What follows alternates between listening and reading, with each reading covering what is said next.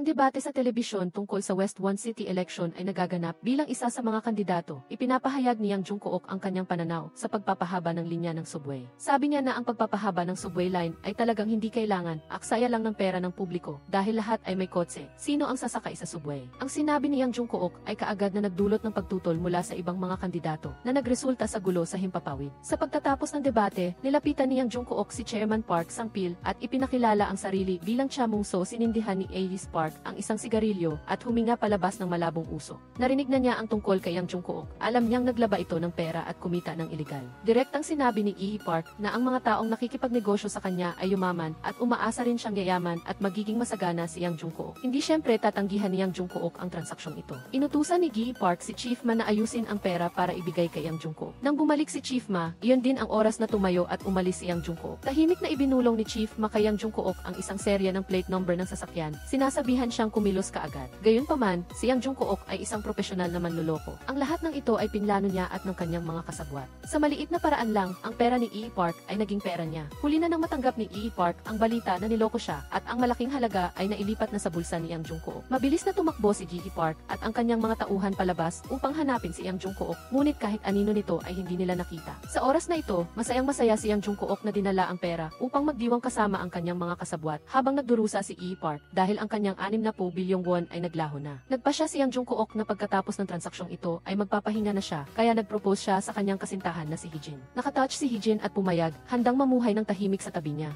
Nang gabing iyon, niyaya si Yang Jungkook ng kanyang mga kaibigan na uminom, kaya bihuli siyang umuwi. Kinabukasan, nagmadali siyang umuwi, ngunit ang bahay ay kakaibang tahimik. Tinawag ni Yang Jungkook si Heejin, ngunit hindi siya sinagot. Binaliktad ni Yang Jungkook ang bahay, ngunit hindi niya nakita si Heejin, maging ang kanyang pinakamamahal na bag ng pera ay nawawala rin. Nataranta si Yang Jungkook, natuklasan niyang tinanggay ni Heejin ang pera at tumakas. Nagmadali siyang tawagan ito, ngunit hindi niya ito makontak. Humiram siya ng telepono sa matandang babae na kapitbahay para tumawag, at nakakagulat na sinagot ni Heejin agad. Lumalabas, sa oras na iyon, si Heejin ay nasa airport at naghahanda ng tumakas. Dinala niya ang lahat ng pera, nilinlang ang damdamin ni Yang Jungkook. Nakakaawa si Yang Jungkook na ang buhay ay paglinlang sa iba, ngunit nilinlang ng taong minamahal niya, hindi lang pera kundi pati na rin ang pag-ibig. Buong lakas na sumigaw si Yang Jungkook kay Heejin na bumalik sa kanya, ngunit ang isinagot lang nito ay ang pangako na gagamitin niya ng mabuti ang pera na nakuha ni Yang Jungkook sa panluloko. Sa sobrang galit, ibinato ni Yang Jungkook ang telepono, nakalimutang nakatayo sa tabi niya ang kanyang kapitbahay na matanda. Kinagabihan, pumunta si Yang Jungkook sa bar upang uminom para magpalipas ng kalungkutan. Nagkataon siyang nakakita ng isang babaeng may kaakit-akit na katawan.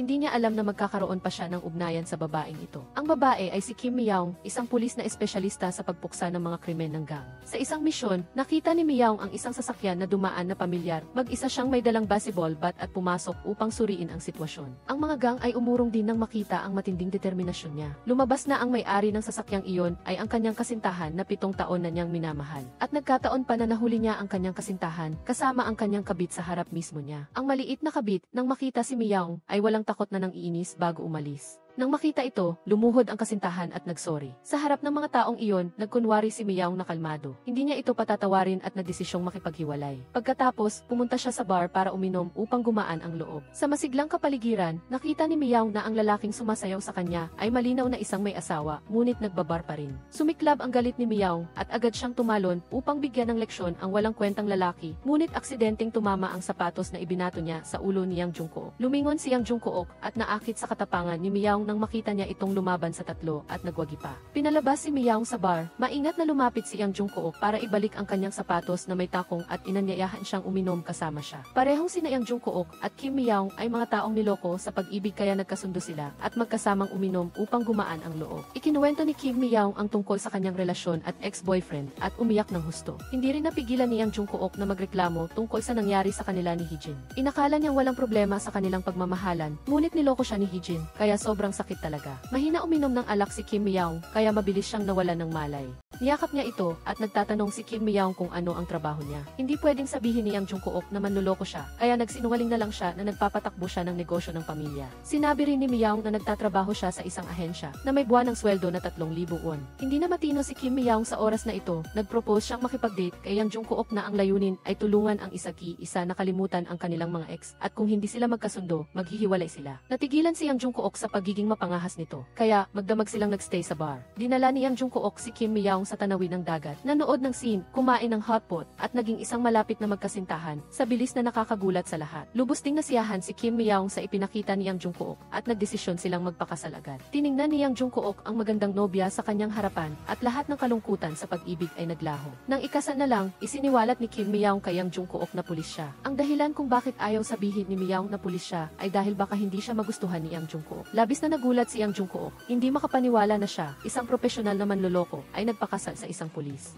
Gayunpaman, kailangan niyang magpanggap na kalmado, na tila hindi nag-aalala. Sa isang kisap mata, lumipas ang 2 taon, mag-asawa pa rin sila, nag-aalmusal pa rin ng magkasama, ngunit ang kapaligiran ay ibang-iba na sa dati. Pagkatapos ng 2 taon, hindi pa rin matanggap ni Yang Jungkook na pulis ang asawa niya. Tuwing gabi, kapag nakikita niya ang kanyang asawa, nananaginip siya ng masama. Ang pulis ay may bagong pinuno ng departamento, isang babaeng mapagpasya at matapang. Lubos niyang pinahahalagahan ang kakayahan ni Kim Miyaong. Naatasan si Kim Miyaong sa investigative team na dalubhasa sa mga kaso ng panloloko. Wala siyang kamalay-malay na ang pinakamalaking biktima niya ay ang kanyang asawa. Kaya, nagsimula ang tagong paghaharap ni Kim Miyaong at Yang Jungkook. Hindi lang ito paghaharap ng mag-asawa, kundi paghaharap din sa pagitan ng pulis at kriminal. Nagkaroon ng problema si Yang Jungkook nang puntahan siya ni Park Hoo-ja, ang anak ni Park Sang-bin, para makipag-away. Samantala, nakatanggap si Kim Miyaong ng tip tungkol sa pugad ng mga manloloko at dinala ang kanyang mga kasamahan sa pinangyarihan. Sa kabilang banda, dumating na sa opisina ang mga biktima ni Yang Jungkook. Sa sandaling ito, tinawagan ni Yang Jungkook ang kanyang kasabwat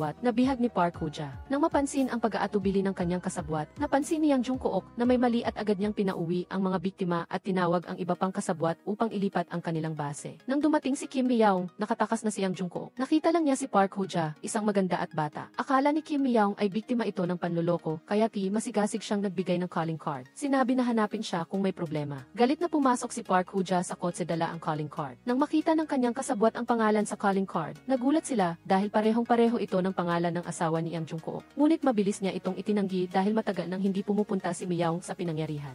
Gabi na ng araw na iyon, kaarawan ng tatay ni Yang Jungkook. Umuwi si Kim Miyaong mula sa trabaho at naghanda ng hapunan. Samantala, kalmado namang nakaupo si Yang Jungkook sa sofa sa sala. Ang nakababatang kapatid na babae ni Yang Jungkook ay pumasok sa kusina at nagpanggap na tumutulong kay Kim Miyaong, ngunit wala namang ginawa at patuloy pa niyang sinulsulan si Kim Miyaong, sinasabing hindi niya gusto ang gawaing bahay. Sa simula, tiniis pa ni Kim Miyaong, ngunit pagkatapos ay hindi na niya nakayanan, kaya nasabi niyang hindi talaga siya mahilig magluto. Sino ang mag-aakala na napakasalbahe ng kanyang hipag, at nang kumakain na ang buong pamilya, nagsimula siyang mang-asar, sinasabing tamad si Kim Miyaong at ayaw gumawa ng gawaing bahay.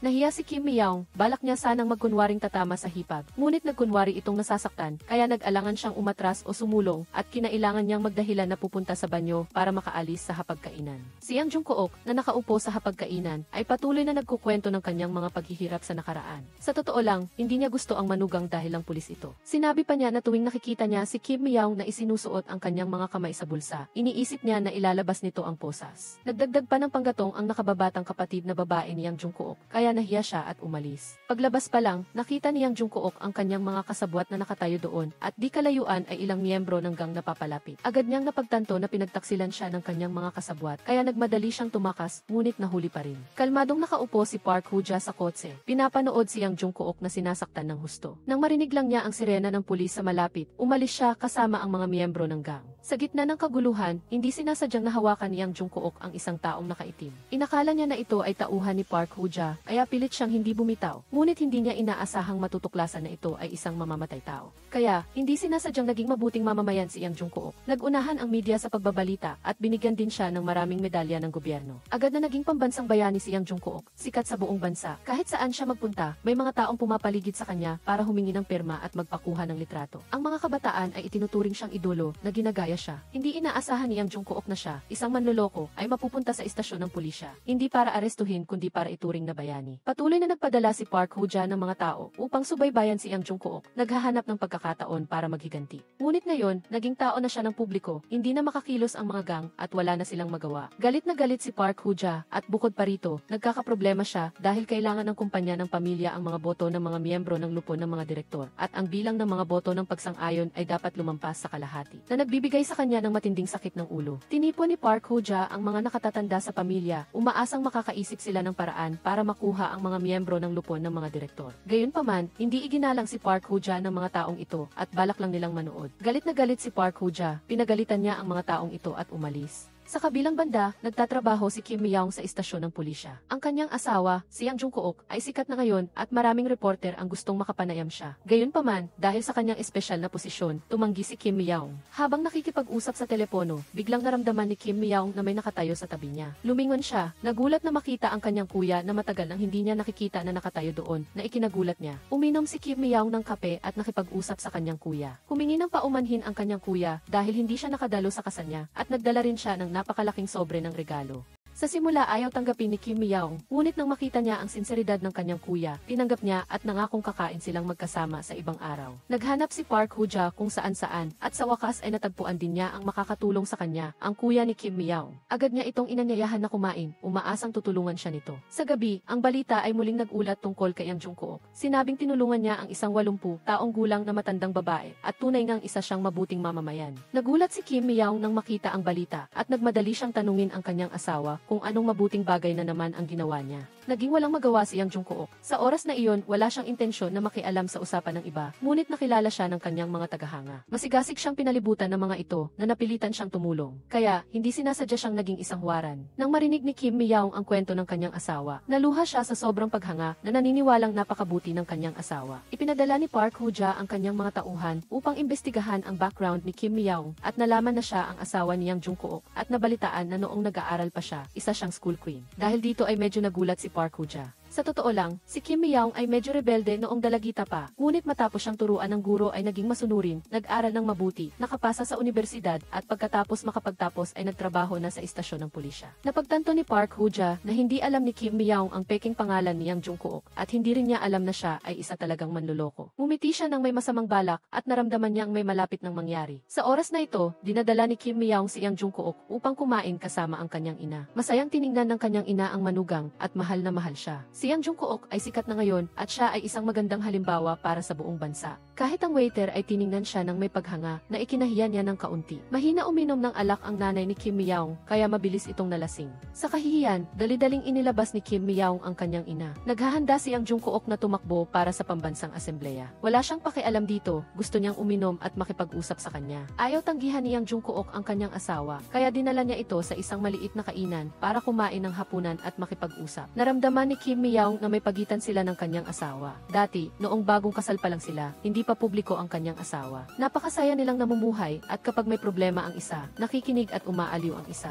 Ngunit, simula nang maging sikat ang kanyang asawa, hindi na siya komportable. Bukod pa rito, hindi na rin siya kausap ng masinsinan ng kanyang asawa tulad ng dati. Lalong nagalit si Kim Myung, habang iniisip naman ni Yang Jungkook na walang dahilan ang galit niya, kaya nag-away silang dalawa. Naiwan si Kim Myung sa kainan na nag-iisa, labis ang lungkot sa loob niya, at patuloy siyang uminom para maibsan ang kanyang kalungkutan. Lumabas si Yang Jungkook, lumingon at nakita ang malungkot na figura ng kanyang asawa, at nakaramdam ng pagkakasala sa loob niya. Gusto niya sanang bumalik at aliwin ito. Ngunit, lumitaw ang isang grupo ng mga taong nakaitim. Kinuha si Yang Jungkook at dinala siya sa isang masukal na lugar. Nagsimula silang maghukay ng hukay, tila gusto siyang ilibing ng buhay. Takot na takot si Yang Jungkook. Sa sandaling iyon, lumabas si Park Hoo-ja, na lumabas na siya ang nag-ayos ng lahat. Napakasimple lang ng kanyang layunin, gusto niyang sumali si Yang Jungkook sa halalan ng pambansang asembleya upang tulungan siyang palawakin ang kapangyarihan para sa kumpanya. Naintindihan ni Yang Jungkook ang layunin ni Park Hoo-ja. Sa simula ay ayaw siyang pumayag, ngunit ginamit niya si Kim Myung para takutin siya. Sa kawalan ng pag-asa, upang maprotektahan ang buhay ni Kim Myung, upang hindi niya malaman ang katotohanan na siya ay isang manloloko. Napilitan si Yang Jungkook na pumayag na maging pinuno ng Departamento ng Relasyon sa Publiko ng Baekyong Kapital at sumali sa halalan ng asembleya. Nagpadala si Park Hoo-ja ng mga tao sa kainan upang takutin si Kim Myung.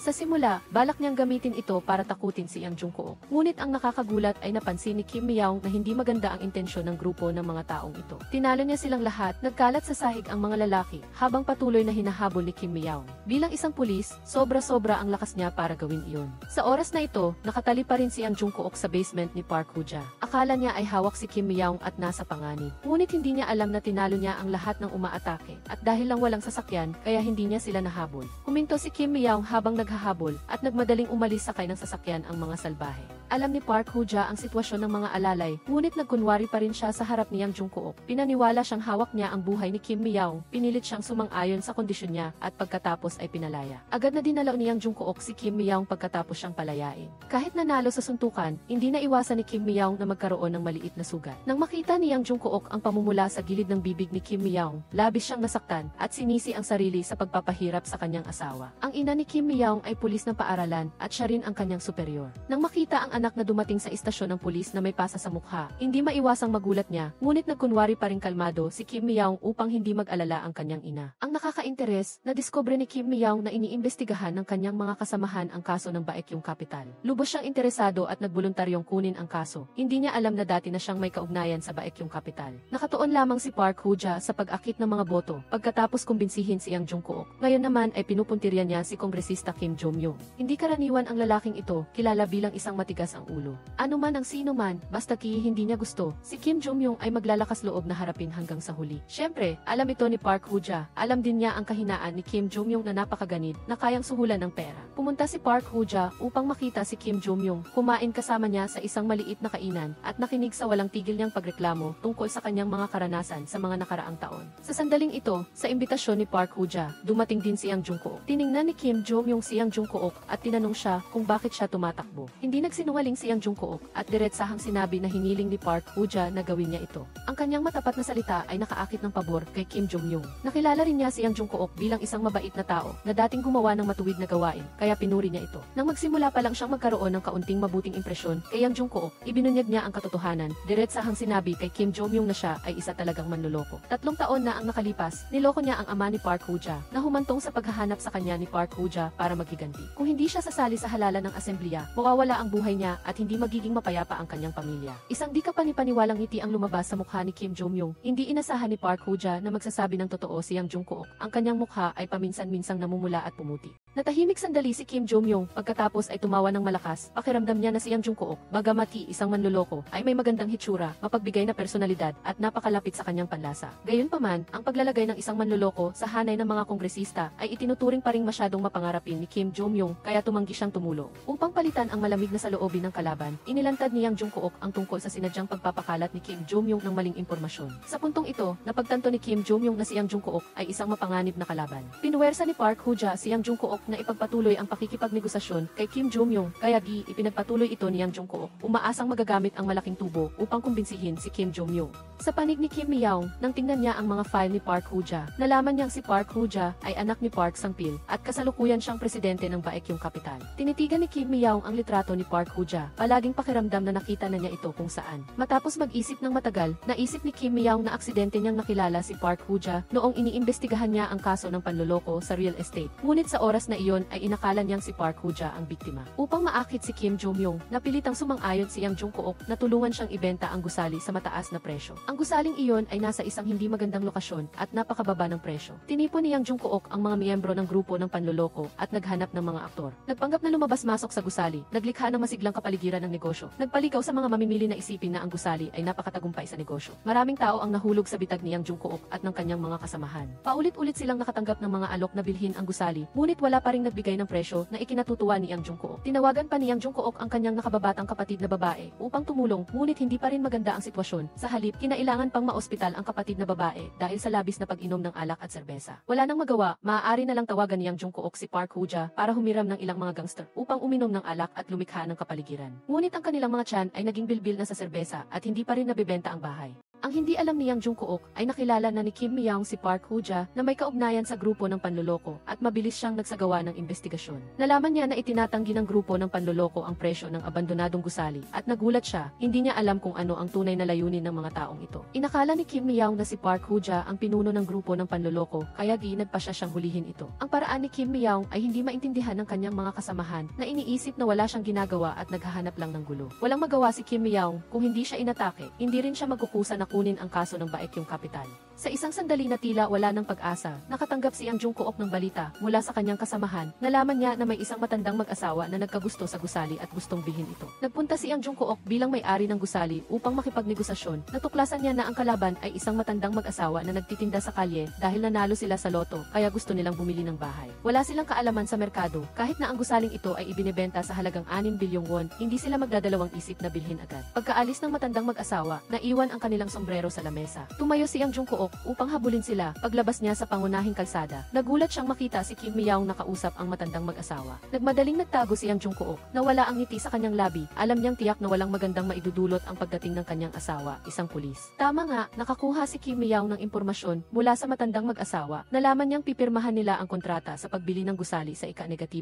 Balak niyang isama ang kanyang mga kasamahan para mag-abala at kung may anumang hindi karaniwan, agad silang manghuli. Halos gumuho si Yang Jungkook, hindi niya inaasahan na ang kanyang asawa ang magiging kalaban niya. Sa gabi, umuwi si Yang Jungkook at tinanong ang asawa kung ano ang ginagawa niya kamakailan. Matapat na sumagot si Kim Miyaong, naramdaman lang ni Yang Jungkook na parang tinamaan siya ng kidlat. Napagtanto niya na sila ng kanyang asawa ay naglalaro ng tagu-taguan. Kinabukasan, ipinagbigay alam ni Yang Jungkook ang masamang balita na ito kay Park Hoo-ja. Ngunit gusto lang ni Park Hoo-ja na makuha si Kim Jong-myung at walang pakialam sa sitwasyon ni Yang Jungkook. Mabilis na dumating ang makalawa, nakatayo si Yang Jungkook sa itaas na palapag ng gusali. Nakita niya si Kim Miyaong na nakatayo sa ibaba mula sa malayo. Tinawagan ni Yang Jungkook ang asawa, gustong yayain itong magtanghalian. Abala si Kim Miyaong sa pag-aasikaso ng kaso, kaya natural na hindi siya makakasama. Nang makita na hindi gumana ang plano niyang makatakas, tinawagan ni Yang Jungkook ang matandang mag-asawa, ginamit ang telepono upang gabayan sila bawat hakbang.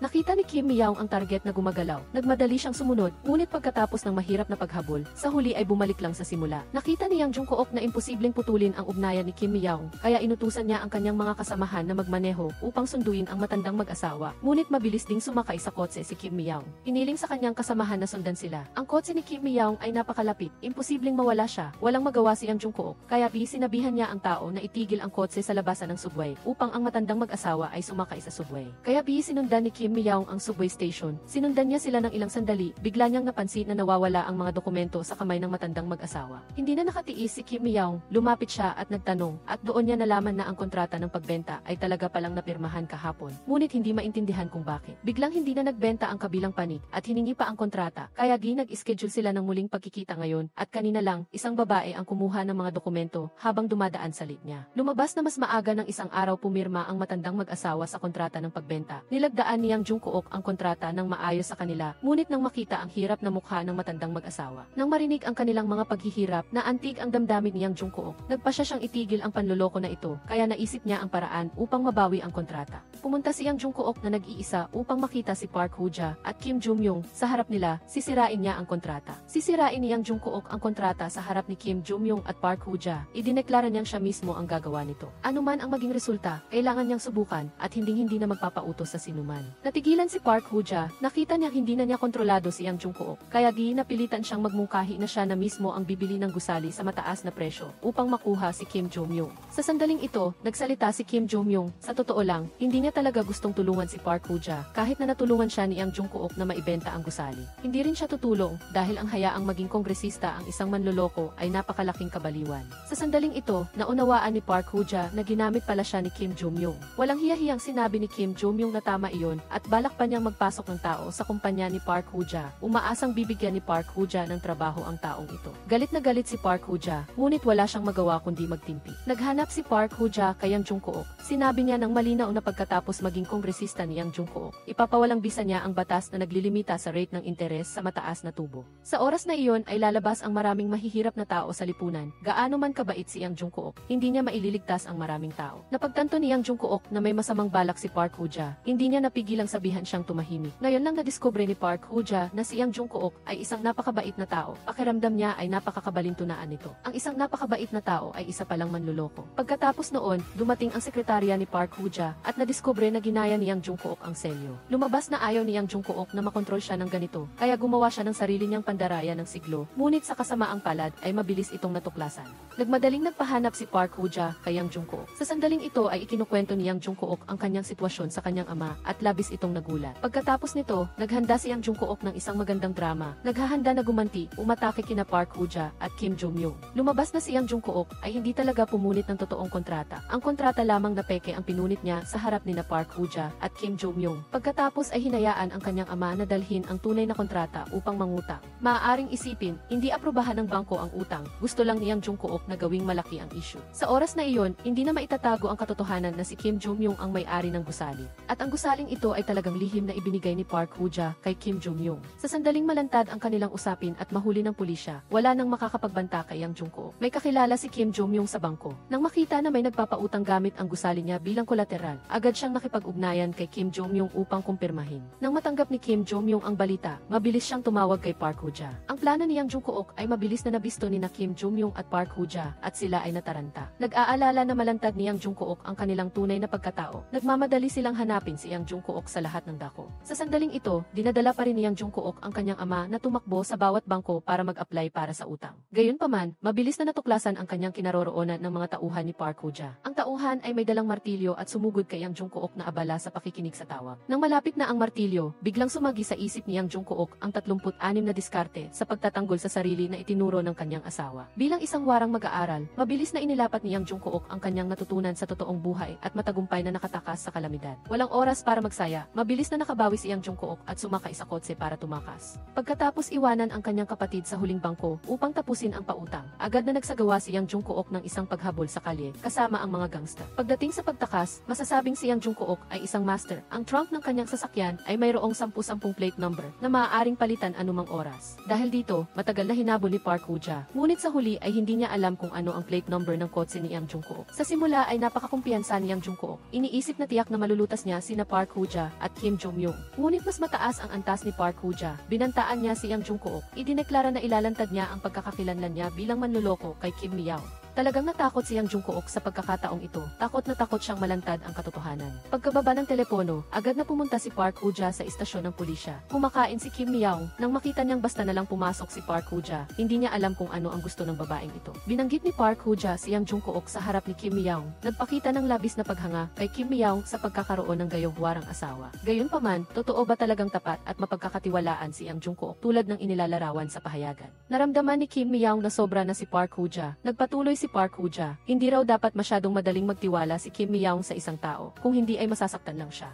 Hindi na nakatiis si Kim Miao, hinampas niya ang mesa at tumayo, gustong ikulong si Park Hoo-ja. Diretsong sinabi ni Park Hoo-ja kay Kim Miao na si Yang Jungkook ay isa talagang manloloko. Bukod pa rito, wag na raw isipin ni Kim Miao na pusasan pa siya. Mas mabuti pa na makipagtulungan sa kanya at sabay nilang hulihin si Yang Jungkook. Pagkatapos sabihin ang mga salitang ito, umalis si Park Hoo-ja at napakasama ng mukha ni Kim Miao. Upang hindi malantad, napilitan si Yang Jungkook na ibigay ang loan application file kay Park Hoo-ja. Nakuha ni Park Hoo-ja ang file, nakatumbas ng pagkakaroon ng kahinaan ni Kim Miao. Ginamit niya ito upang takutin si Kim Miao. Pinilit siyang tulungan si Yang Jungkook na maging kongresista ng walang kondisyon. Sinubukan ni Kim Miao na kumbinsihin si Park Hoo-ja kung ilalabas ang mga dokumentong ito. Hindi lang siya ang makukulong, kundi si Park Hoo-ja rin ay tiyak na hindi makakatakas sa parusa. Gayunpaman, naging matigas si Park Hoo-ja. Ang paksang ito ay nagtatapos dito. Hindi niya hahayaan ang sinuman na sirain ang kanyang mga interes. Si Yang Jungkook ay parang lobo na nalambutan. Maaari lamang siyang sumali ng masunurin sa halalan. Galit na galit si Kim Miao. Medyo hindi niya maintindihan kung bakit siya humantong sa ganitong kalagayan, nakikipag-ugnayan sa mga taong ito. Sinabi rin ni Park Hoo-ja kay Kim Miao na nagbigay siya ng pera sa isang tao sa istasyon ng pulisya. Kaya di masasabing mayroon din siyang mga mata at tainga sa loob ng istasyon ng pulisya. Nagpulong si Kim Miao kasama ang kanyang kasamahan. Umaasang ang kasamahan na tumatanggap ng suhol ay hindi gagawa ng anumang labag sa konsensya. Sa gabi, nagluto si Yang Jungkook ng isang mesa ng pagkain at naghintay sa kanyang asawa. Ipinagtapat niya kay Kim Miao na balak niyang tumakbo bilang kongresista. Ang layunin ay maglingkod sa bayan. Hindi makapaniwala si Kim Miao, ayaw niyang maging tao ng publiko ang kanyang asawa, kaya bilabis siyang nagalit at balak niyang umalis ng bahay. Ang mag-asawa ay nagpalitan ng mga salita at sa huli ay natapos ang kwento sa pagkakabigo nilang dalawa. Kahit na ganoon, wala nang atrasan si Yang Jungkook. Mas mabuting sumali sa halalan para sa pambansang asembleya kaysa aminin sa kanyang asawa na siya ay isang manloloko. Nakita ang kanyang asawa sa kama, maaari lamang niyang tingnan ang larawan ng kasal at lihim na humingi ng tawad sa kanyang asawa. Nanatiling nakaupo si Yang Jungkook buong gabi. Kinaumagahan, pinigilan pa rin ni Miao ang kanyang asawa na huwag tumakbo.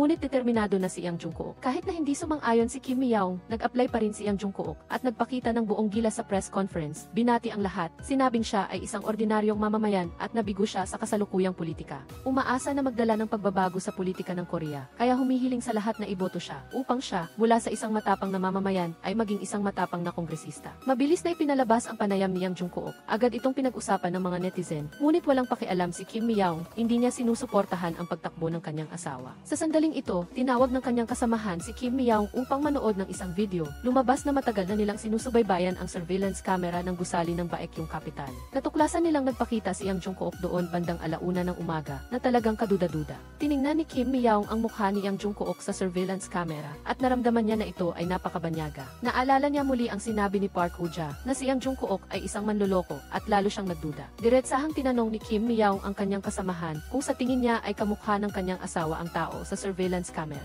Labis na nahihiya ang kasamahan at sinabi na baka kamukha lang. Narinig din ni Kim Mi-young mula sa isa pang kasamahan na ang surveillance camera ng gusali na muntik nang maibenta sa mataas na presyo ay kinuha ng isang misteryosong tao. At ayon sa gwardiya ng gusali, ang taong iyon ay kamukhang-kamukha ni Yang Jungkook. Gayunpaman, naramdaman ng lahat na napakawalang katuturan nito at hindi naglakas loob na maniwala sa katotohanan ito. Dahil si Yang Jungkook ay isang matapang na mamamayan, paano siya madawit sa pandaraya? Sa kabilang banda, ang matinding talumpati ni Yang Jungkook ay nakakuha ng pagkilala ng lahat at ang kanyang dating magandang imahe bilang matapang na mamamayan ay nakatulong din nakatanggap siya ng maraming papuri mula sa publiko. At tila napakalaki ng posibilidad na manalo si Yang Jungkook bilang kongresista. Ang labanan sa halalan ay pumasok sa isang mabangis na yugto. Ang iba pang mga kandidato ay nahihirapan sa pag-iisip ng mga kampanya upang makakuha ng mga boto. Kabaligtaran ng ibang mga kandidato, si Yang Jungkook ay napaka-relax sa sandaling ito. Ang tanging pinoproblema niya ay kung ano ang kakainin ngayon. Pagkatapos nilang mapuno ang kanilang tiyan ay maluwag na dumating si Kim Jong-yung. Umalis muna si Park Woo-ja dahil mayroon siyang gagawin. Kailangan niyang makita ang minamahal niyang nakatatandang kapatid. Ipinakilala ni Kim Jong-yung ang kanyang pamangkin kay Yang Jungkook. Plano niyang gawing personal assistant si Yang Jungkook. Bagamat hindi masyadong masaya si Yang Jungkook, wala siyang nagawa kundi tanggapin ito. Sinimula ni Kim Jong-yung ang pagsasanay kay Yang Jungkook. Walang alam si Yang Jungkook tungkol sa politika. Hindi niya alam kung anong henerasyon ang kasalukuyang pangulo. Kaya napipi si Kim Jong-yung, galit na sumigaw si Kim Jong-yung. Itinaboy ang lahat maliban kay Yang Jungkook. Si Yang Jungkook pa lang ay sapat na para sumakit ang ulo niya. Talagang nagsisisi siya. Bakit siya nasangkot sa gulong ito? Sa sandaling ito, dumating si Kim Mi-young sa lugar kung saan sila nagsasanay. Natuklasan ng katulong ni Yang Jungkook si Kim Mi-young at nagmadaling bumalik para magulat. Sinabihan ni Yang Jungkook si Kim Jong-yung na tumahimik at pagkatapos ay inutusan ang lahat na magtago. Silang lahat ay nakita na sa kaso ng pagbebenta ng bahay. Kapag nakita sila ni Mi-young ay tiyak na malalantad ang pagiging manloloko niya. Nang pumasok si Kim Mi-young sa opisina ni Yang Jungkook, nakatago na ng maayos ang lahat ng mga katulong. Nakita ni Kim Mi-young si Yang Jungkook na nag-aaral ng masinsinan kay Kim Jong-yung, naramdaman niyang napaka-ambisyoso ng kanyang asawa. Masiglang sinalubong ni Yang Jungkook ang kanyang asawa at ipinakilala siya kay Kim Jong-yung. Pagkatapos ng isang matinding pagpapakita ng akting, mabilis na nagdahilan si Kim Jong-yung upang umalis sa lugar na puno ng chismis. Umiti ng malawak si Kim Mi-young at pagkatapos ay mausisang naglibot sa opisina. Tinatanong kung sino ang nagbayad ng upa ng opisina at tumatawa ring nagtanong kung may sponsor sa likod ni Yang Jungkook. Alam ni Kim Jong-yung na hindi siya dapat magtagal at gumawa muli ng dahilan para umalis. Napilitang umiti si Yang Jungkook na nagsabing walang sinuman ang nagbigay ng pera para sa kanya. Tiningnan ni Kim Mi-young ang buong silid at nakita niya ang lailayan ng damit na nakalitaw mula sa puwang ng aparador. Gayunpaman, kalmado pa rin si Kim Mi-young at hindi ito inilantad. Sa loob ng aparador ay talagang may tao, hindi lang isa kundi 3 tao. Sila ay sama-samang sumiksik sa masikip na aparador at muntik nang mag-away sa loob nito. Narinig ni Kim Mi-young ang ingay sa aparador at gustong lumapit para tingnan ang loob. Sa sandaling ito, may tumunog na telepono sa mesa, ngunit hindi iyon ang telepono ni Yang Jungkook. Mas mabilis pang tumanggi ang katulong sa tabi na hindi iyon ang kanyang telepono. Sa isang iglap, nagkatinginan sina Yang Jungkook at Kim Mi-young na pilitan. Nagpumilit na sagutin ni Yang Jungkook ang telepono. Tumatawang sinabi na ito ang teleponong nahulog ni Kim Jong-yung at kailangan niya itong ibalik agad sa kanya. Walang sinabi si Kim Mi-young, ngunit tanda niyang mabuti. Nang umalis si Kim Jong-yung kanina ay hawak niya ang kanyang telepono na nagpapatunay na nagsisinungaling si Yang Jungkook. Ayaw ilantad ni Kim Mi-young ang kanyang asawa sa sandaling ito. Umalis na lang siya doon, ngunit nanatili sa kotse. Pagkaraan ng ilang sandali, lumabas si Yang Jungkook at ang kanyang mga kasamahan. Nasaksihan ni Kim Mi-young ang lahat at sa wakas ay nakumpirma niya na ang kanyang asawa ay hindi lamang lamang maraming itinatago sa kanya, kundi posibleng talagang isang manloloko. Nadepress si Kim Mi-young at umiyak, hindi niya matanggap ang katotohanan ito. Pumunta si Park Hoo-ja sa kulungan para bumisita sa isang babaeng bilanggo na tinawag niyang ate. Lumabas na ang babaeng ito ay talagang ang nakatatandang kapatid ni Park Hoo-ja. Sadyang nagkaaway lang silang magkapatid. Gumamit si Park Hoo-ja ng panlilinlang upang maipakulong ang kanyang kapatid para maiwasan itong makipag-agawan sa kanya ng mana. Gayunpaman, lalabas na ang kanyang kapatid sa susunod na buwan at naghanda na si Park Hoo-ja ng bahay, kotse at dagdag na pera para sa kanyang kapatid upang hindi ito mamuhay sa lansangan paglabas niya sa kulungan, ngunit ang natanggap niya lang ay utos na tapusin ang pagbisita mula sa kanyang kapatid. May 5 magkakapatid na babae sa kanilang pamilya at walang lalaking anak. Ang presidente ay baliw na baliw sa pagnanais na magkaroon ng anak na lalaki kaya umasa siya sa pangkukulam. Kaya nabuo ang pangalang Park Hoo-ja, ngunit sa huli ay hindi pa rin nagkaroon ng anak na lalaki ang presidente habang namatay din ang kanyang may bahay dahil doon. Pagkatapos mamatay ng may bahay ng presidente, ang nakatatandang kapatid dahil siya ang panganay ay kailangang umuwi ng maaga at umalis ng huli upang alagaan ang kanyang mga kapatid, ngunit ganoon ang pakikitungo nila sa kanya. Nagingit-ngit ang nakatatandang kapatid at sumumpa na kapag nakalabas na siya, gagawin niyang mas masahol pa sa kamatayan ang buhay ni Park Hoo-ja. Akala ni Yang Jung-kook ay nalampasan na niya ang lahat, nakahinga ng maluwag at hinanap niya si Kim Jong-yung para magtanong kung paano siya maihahalal bilang kongresista. Dinala ni Kim Jong-yung si Yang Jung-kook sa sauna, tinuruan siyang bumasa sa politika at kasabay nito ay itinuwid si Yang Jung-kook. Kung nais niyang magtagumpay sa pagtakbo, kailangan niyang gamitin ang kasalukuyang kalamangan, magsilbi sa mga tao at panatilihin ang tiwala ng mga tao. Kaya, sinimulan ni Yang Jung-kook ang malawakang propaganda. Sa kanyang matamis na dila, matagumpay na nakuha ni Yang Jung-kook ang simpatya ng maraming tao. Nagpahayag ang lahat na handa silang bumoto kay Yang Jung-kook. Hindi lamang ang lakas ng dila, kundi ang pera rin ay isang mahalagang kadahilanan. Handa si Park Hoo-ja na gumastos ng malaking halaga ng pera para suhulan ang mga botante ni Yang Jung-kook. Nakita ni Kim Mi-young ang kanyang asawa na abala sa pangangampanya araw-araw. Napakakomplikado ng kanyang damdamin, hindi niya alam kung paano haharapin ang kanyang asawa. Habang tinitingnan ang tumpok ng mga larawan sa kanyang kamay, may hindi maipaliwanag na damdamin ang pumuno sa puso ni Mi-young. Umalis si Yang Jung-kook, nakita niyang seryoso ang mukha ng kanyang asawa. Kinuha ni Kim Mi-young ang mga larawan ni Yang Jung-kook at ng grupo ng mga kriminal at tinanong si Yang Jung-kook kung ano talaga ang ginagawa niya. Napipi si Yang Jung-kook at napuno ng luha ang mga mata ni Kim Mi-young. Sa sandaling ito, marami na siyang naintindihan, ngunit hindi niya alam kung hanggang kailan pa gustong magtago ni Yang Jung-kook sa kanya. Napilitang magsalita si Yang Jung-kook na mayroon siyang maraming gustong sabihin, ngunit hindi niya masabi. Tama, palagi niyang niloloko ang kanyang asawa, ngunit ang damdamin at kasal ay nagmula sa kalooban, hindi panloloko. Galit na galit si Kim Mi-young at hindi na napigilan ang pagluha. Huli na ang lahat ngayon, sana ay hindi na lang sila nag-date noong una. Nang sasabihin na sana ni Yang Jung-kook ang buong katotohanan, nagsalita si Kim Mi-young, tinanong ang kanyang asawa kung magkano ang utang niya kay Park Hoo-ja. Natigilan si Yang Jung-kook, lumabas na hindi alam ni Kim Mi-young na isa siyang manloloko at akala niya ay malaki ang utang niya kay Park Hoo-ja, kaya siya inutusan. Ang reaksyon ni Yang Jung-kook ay napakabilis, agad siyang gumawa ng kwento na nagsasabing may utang siyang malaking halaga kaya siya pinilit ni Park Hoo-ja na tumakbo bilang kongresista. Hindi rin madaling takutin si Kim Mi-young, agad niyang hinila si Yang Jung-kook palabas at planong makipag-usap ng maayos kay Park Hoo-ja. Nag-alala si Yang Jung-kook, takot na mabunyag ang kanyang tunay na pagkatao. Ngunit napakatatag ni Kim Mi-young, tumawag pa siya kay Park Hoo-ja na nagsasabing makikipagkita siya agad sa kanya. Nakakakaba rin si Park Hoo-ja, nanginginig na nagpadala ng mensahe si Yang Jung-kook kay Park Hoo-ja, ngunit hindi pa natatapos. Kinuha na ni Kim Mi-young ang telepono, kaya kalahati lang ng mensahe ang naipadala ni Yang Jung-kook. Alam ni Mi-young na kakaiba ako, natanggap ni Park Hoo-ja ang mensahe. Lalo siyang nataranta, hindi niya alam kung ano ang ibig sabihin nito. Pagkatapos ng malalim na talakayan, napagpasyahan nila na tuluyan ng nabunyag ang pagkatao ni Yang Jung-kook kay Kim Mi-young. Di nagtagal, dumating sina Kim Mi-young at Yang Jung-kook sa gusali ng Baekyong kapital. Kalmadong naghintay si Park Hoo-ja, sinabi ni Kim Mi-young kay Yang Jung-kook na maghintay sa labas, at siya na mismo ang makikipag-usap kay Park Hoo-ja. Walang magawang sumenya si Yang Jung-kook kay Park Hoo-ja. Nais niyang sabihin ni Park Hoo-ja sa kanyang asawa na umutang siya ng 100 milyong tubo. 100 milyon sa kabuuan ay 200 milyon, ngunit hindi talaga naintindihan ni Park Hoo-ja. Inakala pa niyang nabunyag na kay Yang Jung-kook ang pagkatao niya bilang manloloko at mayroon pa siyang gana magbiro. Nag-usap sina Kim Mi-young at Park Hoo-ja ng ilang sandali, ngunit hindi sila nagkaintindihan. Pagkatapos ay tinanong niya si Park Hoo-ja kung magkano talaga ang utang ni Yang Jung-kook. Sinabi ni Park Hoo-ja ang numerong 6 bilyong won, natigilan si Kim Mi-young. Inakala niyang naloko pa si Park Hoo-ja ng kanyang asawa ng 5 bilyon 800 milyon, ngunit hindi pa rin niya alam na ang kanyang asawa ay hindi lamang simpleng may utang na malaking tubo, kundi isa ring manloloko. Sa kabila nito, nagpa siya pa rin si Kim Mi-young na tulungan si Yang Jungkook at nangakong babayaran ang lahat ng halagang ito. Ngunit hiniling niyang huwag pilitin ni Park Hoo-ja si Yang Jungkook na maging kongresista. Matigas na tumanggi si Park Hoo-ja sa kahilingan ni Kim Mi-young. Wala nang nagawa si Kim Mi-young kundi umalis at nagdesisyong makipaglaban kay Park Hoo-ja. Sa labas, parang nakaupo sa nag-aalab na apoy si Yang Jungkook habang nag-uusap sila ng katulong ni Park Hoo-ja. Doon lang nalaman ng katulong ang katotohanan. Pagkatapos umalis ng mag-asawang Yang Jungkook, agad na tumakbo ang katulong upang ulat ang lahat kay Park Hoo-ja tungkol sa hindi pa alam ni Mi-young na manloloko ang kanyang asawa. Natigilan si Park Hoo-ja pagkarinig nito, malinaw na nagkakaunawaan naman silang dalawa. Nang galit na hilahin ni Mi-young si Yang Jungkook paalis, hindi niya inaasahan na lolokohin na naman siya ng kanyang asawa sa pag-utang ng hanggang 6 bilyon. Kung 200 milyon lang ay maaari pa niyang masolusyonan, ngunit sa dami ng pera na iyon ay hindi sapat ang 3 henerasyon ng kanyang pamilya. Pagkatapos ay nag-away ang mag-asawa. Naniniwala si Yang Jungkook na kapag siya ay naging kongresista, ang lahat ay malulutas ng perpekto, ngunit hindi naniniwala si Mi-young.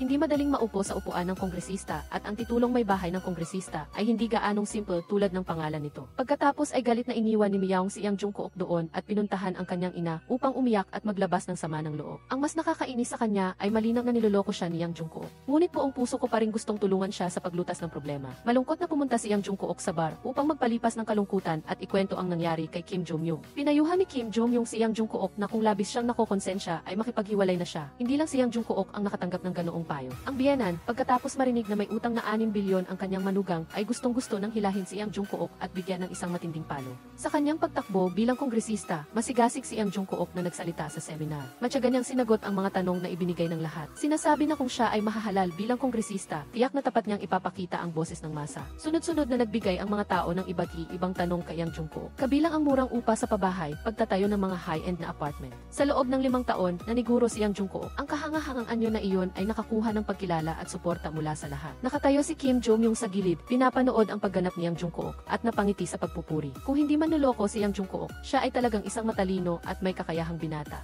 Pagkatapos ng talumpati, medyo nag-aalala si Yang Jungkook na nagtanong kay Kim Jong-young. Ayos lang ba na mangako ng husto sa mga tao? Hindi ba ito masyadong malayo? Naniniwala si Kim Jong-young na napakahusay ng ipinakita ni Yang Jungkook at walang anumang problema. Inanyayahan ni Park Hoo-ja si Kim Jong-young na magkita. Sinabi ni Park Hoo-ja na umaasa siyang gamitin ang kapangyarihan ni Kim Jong-young upang harapin si Kim Mi-young. Kahit nasuspendihin siya sa trabaho o ilipat ng trabaho, ang mahalaga ay hindi maaaring hayaan si Kim Mi-young na makaapekto sa halalan ni Yang Jungkook. Nakaramdam ng kaunting pressure si Kim Jong-young, ngunit dahil pinilit ni Park Hoo-ja, wala siyang nagawa kundi pumayag na subukan. Lumabas na ang resulta ng poll. Ang support rating ni Yang Jungkook ay 39%. Tuwang-tuwa ang grupo pagkarinig nito, ngunit naramdaman ni Yang Jungkook na may mali. Hindi maaaring lumampas sa 100% ang sum ng rating ng lahat ng candidates. Pagkatapos ay nakatanggap si Yang Jungkook ng tawag na nagsasabing may error. Lumabas na may nawawalang decimal point sa resulta ni Yang Jungkook. Ang voting rate niya ay 3.7% at hindi 30%. Labis itong ikinalungkot ni Yang Jungkook kung magpapatuloy ang sitwasyong ito. Kahit na talagang makilahok siya sa halalan, doble lang ang maaaring itaas ng support rate. Malayo pa rin sa layuning mahalal bilang kongresista. Narinig ni Yang Jungkook mula sa kanyang nakababatang kapatid na si Minji na ang kanilang ama, dahil sa kakulangan sa pera, ay lumabas upang magpanggap bilang isang janitor para lokohin ang iba. Nagmadali si Yang Jungkook na hanapin ang kanyang ama at hindi na siya pinayagang magulo pa. Nagpunta ang mag-ama sa isang noodle shop, kumain ng 2 malaking mangkok ng jjajangmyeon at uminom ng kaunting alak. Malungkot na bumulong si Yang Jungkook. Hindi niya alam kung ano ang dapat niyang gawin para bumoto ang mga tao sa kanya. Lasing ang kanyang ama, bumulong siya, na wala siyang pinag-aralan at hindi niya alam kung paano palakihin ang kanyang mga anak at isa lang ang masasabi niya sa kanyang anak. Huwag mong lokohin ang mga tao. Huwag mong sabihin ang mga bagay na labag sa iyong konsensya dahil lang sa magaganda ang mga salita. Nagsimula ng sanain ni Yang Jungkook ang kanyang kakayahan sa pagtatanong at pagsagot. Dumating si Kim Jong-young para gabayan siya, ngunit palaging nararamdaman ni Yang Jungkook na may problema sa kanyang paraan ng pagsasalita. Kung susundin niya ang kanyang pangako sa mga tao, tutulan ang murang upa sa pabahay, suportahan ang pagtatayo ng subway at mga high-end na apartment, dapat ay mataas ang support rate niya. Siguro iniisip ng mga tao na nagsasabi lang siya ng magagandang kasinungalingan, kaya hindi sila bumoboto sa kanya. Matyagang pinakinggan ni Kim Jong-young ang pagpapaliwanag ni Yang Jungkook sa kanyang mga iniisip, ngunit iginiit pa rin niya na tama ang kanyang iniisip at kailangan niyang hayaan si Yang Jungkook na sumagot ayon sa kanyang ideya.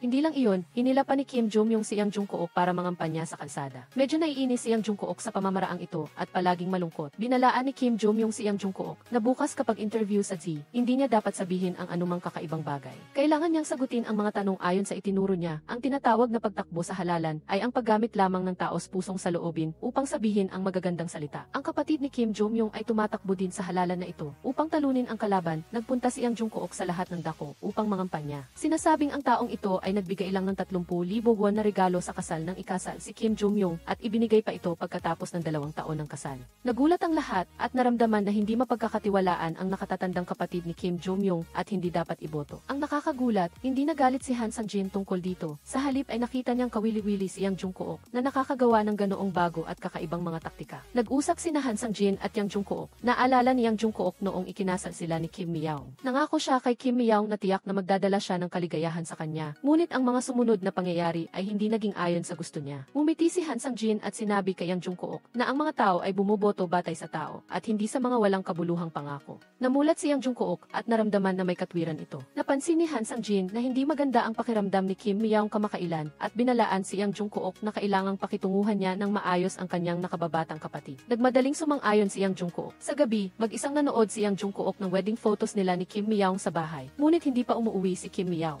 Hindi napigilan ni Yang Jung-kook na tawagan ang kanyang asawa at nalaman niyang nag-o-overtime pa rin siya at hindi pa kumakain ng hapunan. Nagbago ang saloobin ni Kim Mi-young. Sinabi niya kay Yang Jung-kook, gawin mo ang gusto mong gawin. Labis na naantig si Yang Jung-kook at nangako siya kay Kim Mi-young na anuman ang mangyari, hindi niya sasaktan si Mi-young. Kinabukasan, ginanap ang debate ng mga kandidate at lahat ng kandidate ay dumalo. Binalaan ni Kim Jong-yong si Yang Jung-kook na kailangan niyang sumagot ayon sa draft na isinulat niya at huwag na huwag siyang gagawa ng sarili niyang kilos. Sa sandaling ito, nalaman ni Yang Jung-kook na nagplano si Kim Jong-yong na bigyan si Kim Mi-young ng leave hanggang matapos ang halalan. Ang layunin ay para makapag-focus si Yang Jung-kook sa pangangampanya. Mabilis na dumating ang debate ng mga kandidate. Habang naglalakad si Kim Jong-yong, nakatanggap siya ng mensahe sa kanyang telepono na nagsasabing naasikaso na ang taong may kaugnayan kay Mi-young.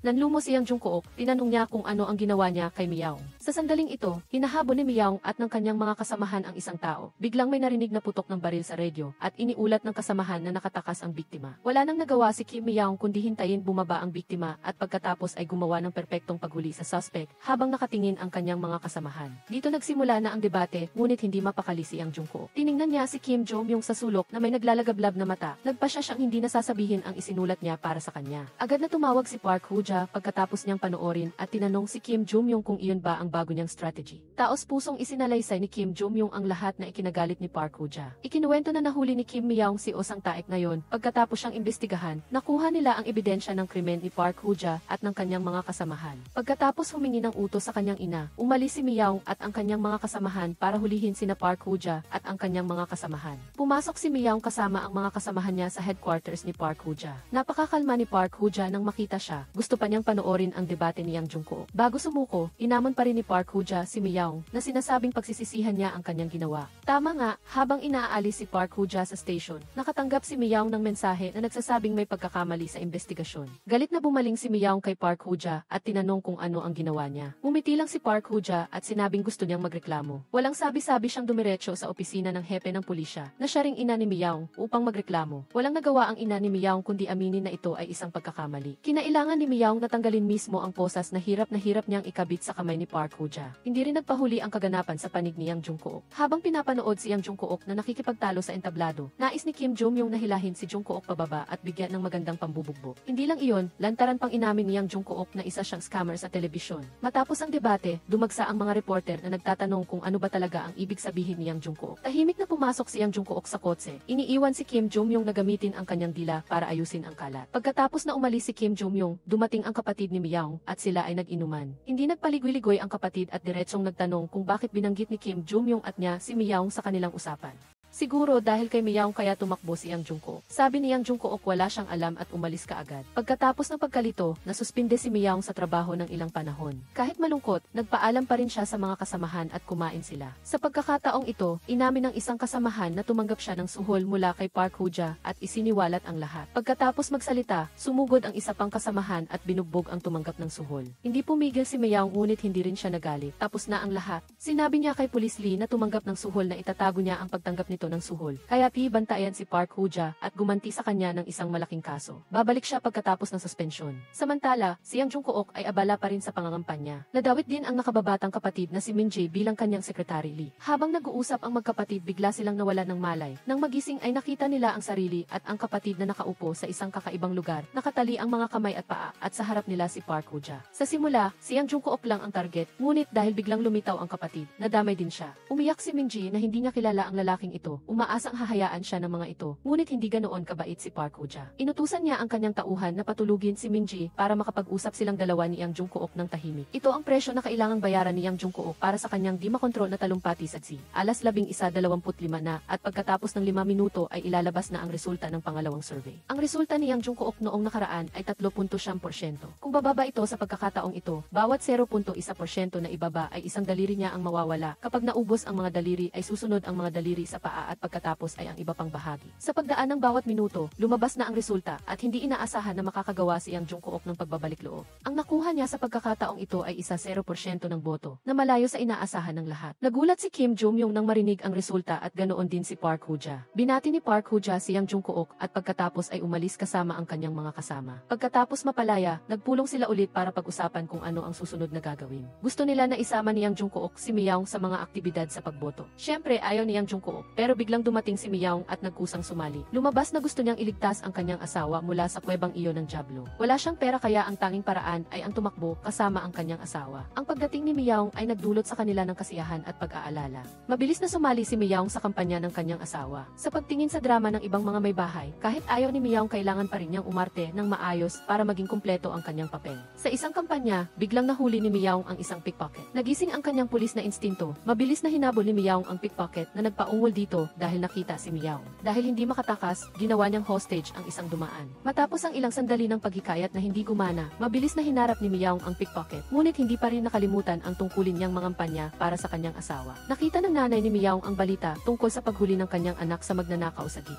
Pagkatapos noon, tumawag ang nanay niya para magtanong at inalam na rin kung sino ang lalaking katabi niya noong oras na iyon. Sumagot si Miyaong na iyon ang biyenan niya. Noong kasal ni Miyaong, kailangang mag-training sa ibang bansa ang biyenan niya at pagkatapos ay hindi na nagtugma ang kanilang mga schedule kaya hindi pa nagkikita ang dalawang pamilya. Pagkarinig ni Miyaong na iyon ang kanyang biyenan, nagulat ang nanay niya. Lumabas na matagal na pala silang magkakilala at nakita na rin ang biyenan niya si Miyaong noong panahon ng pagre-rebelde nito at hindi maganda ang impresyon nito sa kanya. Bumalik si Miyaong sa opisina ng kampanya ng kanyang asawa. Labis na nag-alala si Yang Jungkook sa sugat ng kanyang asawa. Bigla, naging seryoso ang sitwasyon at nang magsimula na sana ang mag-asawa sa isang labanan, biglang may lumabas na malaking hadlang. Dahil nahuli ni Miyaong ang pickpocket, unti-unting tumaas ang rating ni Yang Jungkook kasabay ng pagbaba ng rating ni Han Sang-jin, ang kapatid ni Miyaong. Sumasakit ang ulo ng grupo ng kanyang kapatid dahil dito. Pagkatapos, pinuntahan ni Han Sang-jin si Park Hoo-ja. Dati, pumunta na si Park Hoo-ja kay Han Sang-jin at sinabing gusto niyang pondohan ang kampanya ni Han Sang-jin kasama ang isang kondisyon kapag nanalo si Han Sang-jin. Binigyan ni Park Hoo-ja si Han Sang-jin ng oras para pag-isipan ang kanyang alok at ngayon ay pinuntahan ni Han Sang-jin si Park Hoo-ja para bigyan siya ng sagot. Tinanong ni Han Sang-jin si Park Hoo-ja kung paano aalisin si Yang Jungkook. Kinuwento ni Park Hoo-ja kay Han Sang-jin na si Yang Jungkook ay isang manloloko. Sa pagbubunyag lamang yon, otomatikong aalisin si Yang Jungkook sa kampanya. Bukod kay Yang Jungkook, may isa pang kalaban si Han Sang-jin na si Kang Soo-il. Ang pag-alis kay Kang Soo-il ay napakadali para kay Park Hoo-ja.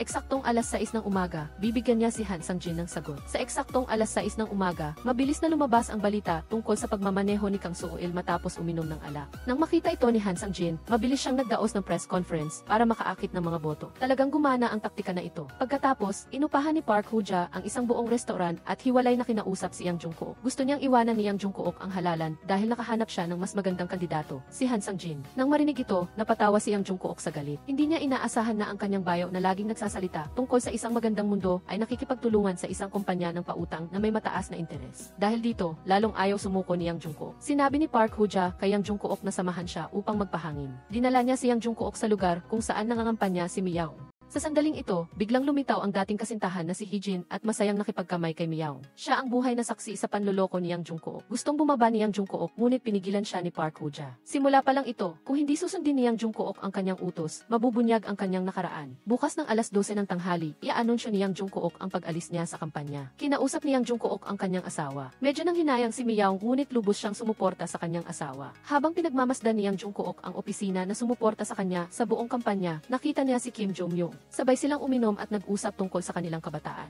Kahit medyo naiinis siya, kailangan niyang aminin na mabuting tao si Yang Jungkook. Eksaktong alas 12, naganap ang press conference. Ang lahat ay pigil hininga habang pinapanood kung ano ang gagawin ni Yang Jungkook sa buong kaganapan. Napakahaba ng talumpati ni Yang Jungkook, ngunit hindi tumutukoy sa pangunahing punto. Marahil ay may hinihintay siya. Sa pagkakataong ito, biglang nagdaos ng press conference ang kalaban na si Kang Soo-il at sinabing aalis na siya sa kampanya at susuportahan niya ang pagtakbo ni Yang Jungkook. Lumabas na plano pala iyon ni Kim Jong-yung. Pagkatapos matanggap ang mensahe, senyales ni Kim Jong yung kay Yang Jungkook na isagawa ang plano. Inagaw ni Yang Jungkook ang mikropono, tumalon mula sa entablado at idineklara na hindi siya susuko. Pagkatapos noon, nakipagkita si Heejin kay Yang Jungkook para mag-usap. Binalaan siya ni Yang Jungkook na huwag lalapit sa asawa niya. Nagkunwari si Heejin na naaawa sa sarili at sinabing pinilit lang siya ni Park Hoo-ja. Ayaw makinig ni Yang Jungkook at may ibang gustong makipag-usap sa kanya. Bago pa man makabawi si Heejin, sumakay ang dalawa pang kasamahan ni Yang Jungkook at binugbog siya dahil sa pagtakas kasama ang kanilang mga kasintahan noong araw. Nalaman ng grupo ni Han Sang-jin ang tungkol sa huwad na academic background ni Yang Jungkook na pinagsama sa impormasyong ibinunyag ni Park Hoo-ja kanina. Gusto ng grupo ni Han Sang-jin na magdaos ng press conference, ngunit ayaw ni Han Sang-jin.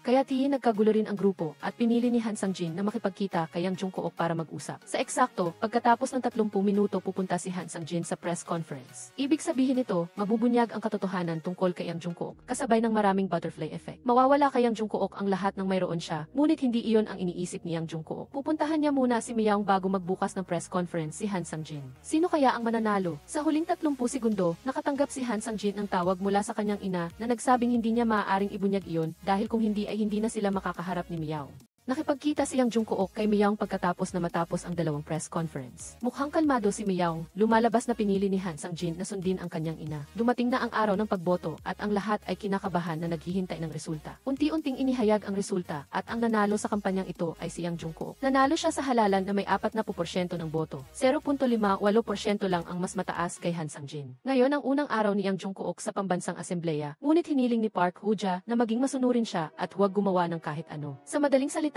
maging isang puppet assemblyman. Lumabas na may bago na siyang tauhan, si Assemblyman Kim, upang maipasa ang batas na nagpapawalang bisa sa limitasyon sa interes sa pautang. Kasabay ng pagpasok ni Yang Jungkook sa pambansang asembleya, na ibalik din sa tungkulin si Miyaong. Tila hindi masyadong inaasahan si Yang Jungkook, ngunit ayaw niyang malaman ito ni Miyaong at ikinuwento lang niya sa kanya ang mga bagay na inimbento niya. Sobrang natuwa si Miyaong nang marinig niyang inaasahan ang kanyang asawa. Kinabukasan, isang grupo ng tao ang dumating upang humingi ng tulong kay Yang Jungkook. Lumabas na sila ang mga taong naloko at nawala ng pera sa pagbebenta ng lupa. Bagamat sinabi ni Park Hoo-ja na huwag siyang gumawa ng kahit ano, nagpa siya pa rin siyang tulungan ang mga taong iyon. Sa kanyang karanasan bilang isang manloloko, mabilis na natukoy ni Yang Jungkook ang mastermind sa likod nito. Pagkatapos ng isang gabing pakikibaka, natagpuan din ng grupo ni Yang Jungkook ang taong tugma sa pangalang Song Dae-chon. Pinuntahan ni Yang Jungkook si Song Dae-chon, ang gumagawa ng panloloko sa pagbebenta ng bahay sa Namdong at pinilit siyang ibunyag ang buong pangyayari. Gayunpaman, nanatiling matigas si Song Dae-chon na hindi natatakot. Kailangan ni Yang Jungkook na ilabas ang kanyang badge ng mambabatas, umaasang matatakot ito. Ngunit, inutusan ni Song Dae-chon ang kanyang mga tauhan na nakatago sa silid na lumabas. Nagulat si Yang Jungkook, hindi inaasahan na si Song Dae-chon ay may ganoong karaming tauhan.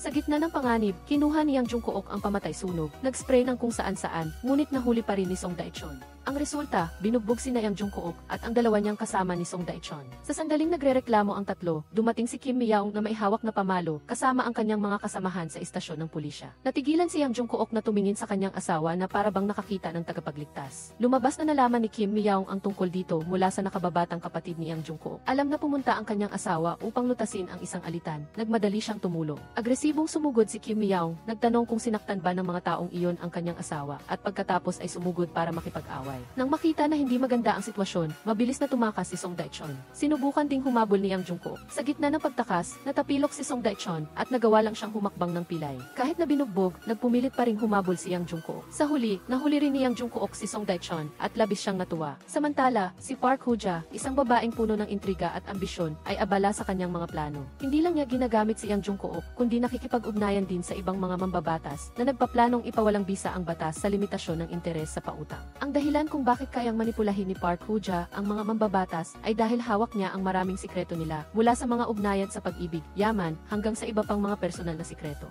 Gayunpaman, ang sumunod na ginawa ni Yang Jungkook ay hindi inaasahan ni Park Hoo-ja. Bigla niyang ibinunyag ang panloloko na kinasasangkutan ng iba pang mambabatas na nagpagalit kay Park Hoo-ja at sinabing baliw na si Yang Jungkook. Si Yang Jungkook lang ang dahilan kung bakit naging magulo ang sitwasyon ni Park Hoo-ja. Nagingit-ngit ang mga ngipin ni Park Hoo-ja habang nanonood ng Zihi. Hindi niya akalain na ang paglalagay niya kay Yang Jungkook sa Kongreso ang magiging dahilan upang maimbestigahan ang kanyang dating anim na pinagkakatiwalaang tao. Nagalit si Park Hoo-ja at agad siyang nagpadala ng tao para kidnapin si Yang Jungkook. Sa oras na ito, kumakain si Yang Jungkook kasama ang kanyang ama. Pinayuhan siya ng kanyang ama na sabihin ang totoo kay Kim Miao, ngunit umiling si Yang Jungkook. Hindi naglakas loob, natatakot na hindi siya patatawarin ng kanyang asawa. Paghihiwalay pa lang nila ng kanyang ama, si Yang Jungkook ay agad na pinatulog ng mga tao ni Park Hoo-ja at isinakay sa kotse. Inaasahan na ito ni Yang Jungkook. Nang dalhin siya kay Park Hoo-ja, nakita niya itong masarap kumain. Nahihiyang sinabi ni Yang Jungkook kay Park Hoo-ja na ang ginawa niya kahapon ay hindi niya orihinal na intensyon. Gusto lang niyang lutasin ang mga hinaing ng mga tao. Hindi niya akalain na magdudulot ito ng mas maraming problema para sa kanya. Tumingala si Park Hoo-ja, tumingin kay Yang Jungkook na may hindi mababasa na tingin. Sa oras na ito, nakatanggap din ng balita si Kim Jong-yong at nagmamadaling pumunta. Tinanong ni Park Hoo-ja si Kim Jong-yong kung siya ba ang nag-udyok kay Yang Jungkook na lutasin ang mga hinaing ng publiko. Nagkunwari si Kim Jong-yong na inosente, hindi niya maintindihan kung ano ang kinalaman nito sa kanya. Sa pagsisikap na pigilan ang galit, naisip ni Park Hoo-ja ang isang plano kung saan gagamitin niya si Yang Jungkook bilang panakipbutas. Gagamitin niya ang reputasyon nito para gumawa ng opinyon ng publiko na magdudulot ng pressure na ipawalang bisa ang batas sa limitasyon ng interes sa pautang. Nahilo si Yang Jungkook, hindi niya maintindihan ang sinasabi ni Park Hoo-ja. Bilang isang bihasang politiko, agad na naintindihan ni Kim Jong-yong ang ibig sabihin ni Park Hoo-ja. Gusto niyang turuan ni Kim Jong-yong si Yang Jungkook ng leksyon.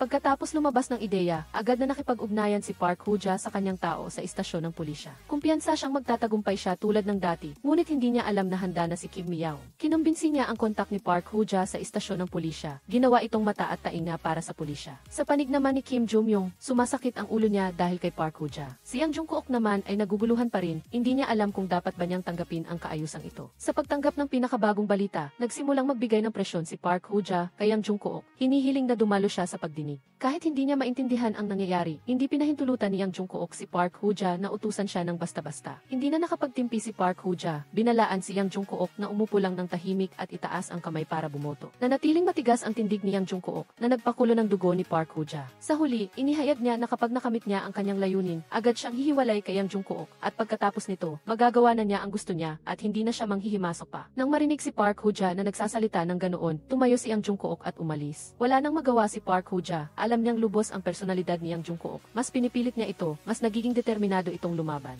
Umuwi si Yang Jungkook at masayang sinalubong siya ni Kim Miao. Sa tagal ng pagsasama, naramdaman ni Kim Miao na talagang napakabait ng kanyang asawa. Umiti si Yang Jungkook at niyakap ang kanyang asawa, ngunit sa loob ay nag-aalala siya kung ano ang mangyayari sa pagdinig bukas. Kinaumagahan, nanonood si Park Hoo-ja ng Zihi nang bigla siyang makatanggap ng balita na iniimbestigahan at kinukumpiska ang ari-arian ng kumpanya ng pautang ng kanilang pamilya. Labis na nagulat si Park Hoo-ja, hindi niya inaasahan na mangyayari ito. Sa oras na ito, dumadalo si Yang Jungkook sa pagdinig at muli gumawa siya ng hakbang na ikinagulat ng lahat. Sa pagdinig, kusa si Yang Jungkook na nagbigay ng pahayag, inamin na siya ay sinuportahan at binigyan ng pressure si Assemblyman Kim at idinawit din ang mga mambabatas na may koneksyon kay Park Hoo-ja. Nakita ni Park Hoo-ja ang mga pahayag ni Yang Jungkook sa Zihi, hindi mapakali at nag-aalala para sa kanyang kumpanya. Ngunit, walang balak si Yang Jungkook na huminto. Nagpatuloy siya sa pagtatanong ng mga nakakabahalang katanungan sa mga mambabatas na konektado kay Park Hoo-ja na nagulat sa kanila. Hindi inaasahan ng mga taong ito na maglakas loob si Yang Jungkook na gawin iyon at silang lahat ay namutla sa takot. Labis na nagalit si Park Hoo-ja at hindi makapagsalita. Unti-unti niyang napagtanto na iginugulong na siya ni Yang Jungkook sa isang sulok. Sa isa pang pangyayari, si Kim Miao at ang kanyang mga kasamahan ay aktibong nag-imbestiga, naghahanap ng mga pagkakamali ni Park Hoo-ja at si Park Hoo-ja naman ay walang kamalay-malay na humaharap siya sa panganib. Ang talumpati ni Yang Jungkook sa pagdinig ay nagpabagsak sa plano ni Park Hoo-ja. Sa panig ni Kim Miao, nagpaplano pa rin siya kung paano mahuli si Park Hoo-ja. Nagdala siya ng maraming pulis para arestuhin si Choi Pil-joo, isang mahalagang koneksyon sa loan shark scheme ni Park Hoo-ja, umaasang makakakuha ng impormasyon mula sa kanya. Walang inaasahan, matapang na tumalon si Choi Pil-joo mula sa bintana ng ikalawang palapag, nakatakas mismo sa harap ng lahat. Alam ni Kim Miao na kailangan ng espesyal na paraan para harapin ang mga taong tulad ni Choi Pil-joo, kaya naghanap siya ng taong malapit kay Choi Pil-joo. Gamit ang kanyang pagiging pulis, hiniling ni Kim Miao sa taong ito na lagyan ng pampatulog ang alak ni Choi Pil-joo. Ang resulta, nahimatay sa tulog si Choi Pil-joo at dinala sa istasyon ng pulisya nang hindi niya namalayan. Samantala, pinag-uusapan ni Yang Jungkook at ng lahat ang paraan para harapin si Park Hoo-ja. Malinaw na ang pagpapawalang bisa sa batas sa limitasyon ng interes sa pautang ay magdudulot ng daan-daang benepisyo. Walang masamang mangyayari kay Park Hoo-ja, ngunit para sa mga mamamayan, hindi ito masayang balita. Tumanggap si Yang Jungkook ng tawag mula sa isang estrangherong babae. Nang makipagkita ang babae, nagulat si Yang Jungkook nang makilala niya itong si Park Jin-hee, ang ate ni Park Hoo-ja. Napakainit ng pakikitungo ni Park Jin-hee kay Yang Jungkook, nagtimpla ng kape at nagtanong ng may pag-aalala. Sinabi ni Park Jin-hee na sana ay dinalaw na niya si Yang Jungkook noon pa. Ngunit dahil katatalikod lang niya sa kulungan, hindi iyon magiging maganda ang epekto sa kanya, kaya inanyayahan niya itong makipag-usap. Hindi alam ni Yang Jungkook kung ano ang gusto ni Park Jin-hee. Sa mata ni Park Jin-hee ay may malamig na kislap. Sinabi niya na gusto niyang makipagtulungan kay Yang Jungkook upang sabay nilang pabagsakin si Park Hoo-ja. Ang pagtataka ni Yang Jungkook ay hindi maunawaan kung bakit si Park Jin-hee, ang nakatatandang kapatid ni Park Hoo-ja, ay nagawang tratuhin ganyan ang sarili niyang kapatid. Ngumiti lang si Park Jin-hee, siya mismo ay sinira at ikinulong dahil din sa plano ni Park Hoo-ja, wala nang kapatirang pag-ibig. Sinabi ni Park Jin-hee na balak niyang pamunuan ang Baekyong kapital at kung tutulungan siya ni Yang Jungkook, hindi niya ito pababayaan. Bukod pa rito, wala ring balak si Park Jin-hee na tanggalin ang batas sa limitasyon ng interes sa pautang, na lubos na umaayon sa kagustuhan ni Yang Jungkook. Gayunpaman, nakaramdam si Yang Jungkook na parehong nakakatakot ang dalawang magkapatid na ito, kaya tinanggihan niya ang alok ni Park Jin-hee. Nag-utos si Park Jin-hee kay Yang Jungkook na umupo. Lalong nagalit si Yang Jungkook, tumayo at umalis, hindi pinansin si Park Jin-hee. Nang magising, lubos na natakot si Choi Pil-jo nang matuklasan niyang nasa istasyon siya ng pulisya at humikbi ng malakas. Kinailangan niyang yumukod at umamin sa kasalanan kina Kim Mi-young at sa mga kasamahan nito at pagkatapos ay lumagda at nag-thumb mark sa salaysay. Inamin ni Choi Pil-jo na mayroong lihim na safe sa kumpanya ni Park Hoo-ja at sa loob nito ay nakatago ang ebidensya ng panunuhol ni Park Hoo-ja sa mga opisyal. Alam ni Kim Mi-young na hindi ito pwedeng ipagwalang bahala at kailangang kumilos bago maging alerto si Park Hoo-ja.